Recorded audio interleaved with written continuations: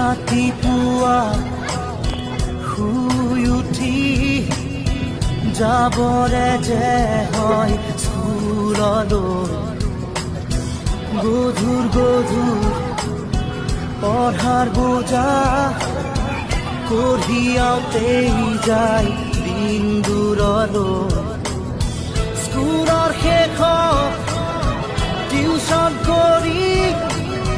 ঘূৰি আহি একো নেপাওঁ বিচাৰি হোমৱৰ্ক কৰি ভাগৰি বিচনাত পৰাকেই